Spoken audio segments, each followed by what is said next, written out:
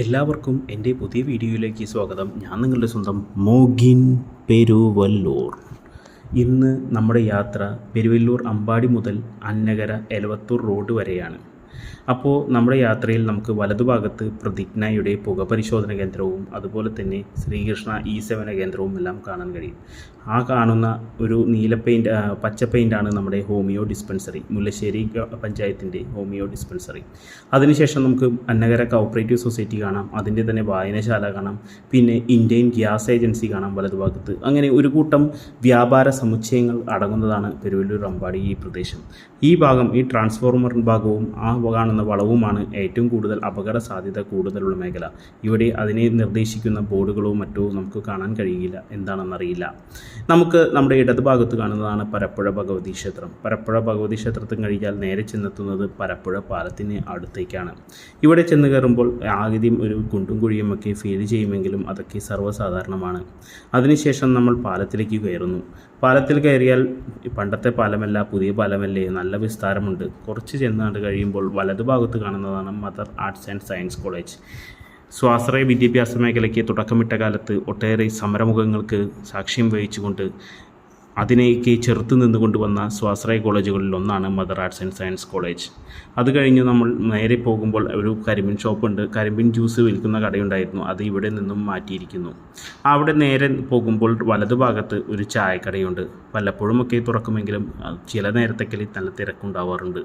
അവിടെ നിന്നും നേരെ പോയിക്കൊണ്ടിരിക്കുമ്പോൾ ഇവിടെ ഒരു ചേട്ടൻ നടത്തുന്ന ചെറിയ ചായക്കട ഇവിടെ ഇടതുഭാഗത്തായിട്ടുണ്ട്.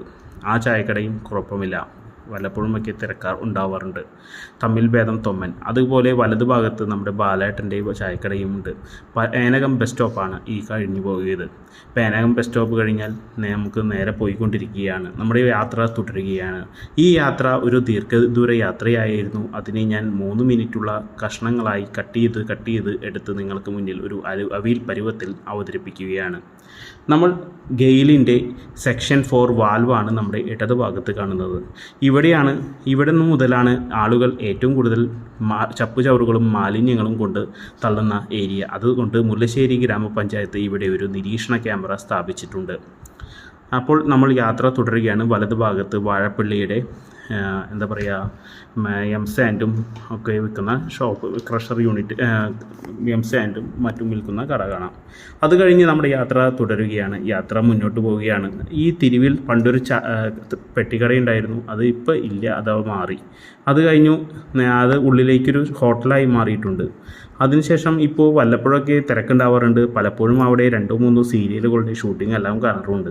ഇവിടുത്തെ ചേട്ടൻ നല്ല നാടൻ നേന്ത്രപ്പഴമാണ് ആദ്യമൊക്കെ വിറ്റിരുന്നതെങ്കിലും ഇപ്പോൾ തട്ടിപ്പാണ്.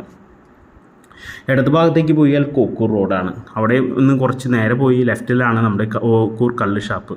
കോക്കൂർ കള്ള് ഷാപ്പല്ല, അന്നകര കള്ള് ഷാപ്പ്. അവിടെ നിന്ന് നേരെ പോയിക്കൊണ്ടിരിക്കുമ്പോൾ വലതുഭാഗത്താണ് ഹയാത്ത് ക്ലിനിക്ക്, അതുപോലെ പ്ലാറ്റിനം ഡെൻ്റൽ ക്ലിനിക്ക്, അതെല്ലാം ഇങ്ങനെ വലതുഭാഗത്താണ്.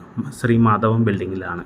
അവിടെ തന്നെയാണ് ഒരു ജ്യൂസ് കടയുമുണ്ട്, പേര് ഞാൻ ഓർക്കുന്നില്ല, മറന്നുപോയി. എന്തെന്നാൽ അവിടെ തിരക്ക് കാണാറില്ല, അത് കാരണം പേരും നോക്കാറില്ല. അങ്ങനെ നമ്മൾ നേരെ ചെന്നു നമ്മുടെ അന്നകര എലവത്തൂർ റോഡ് വഴി എത്തി. ഈ ബസ്സിനെ ഇപ്പോഴെങ്കിലും വെട്ടിക്കാൻ പറ്റിയല്ലോ. അപ്പോൾ നമ്മുടെ യാത്ര ഇവിടെ തീരുകയാണ്. ബൈ, വീണ്ടും കാണാം.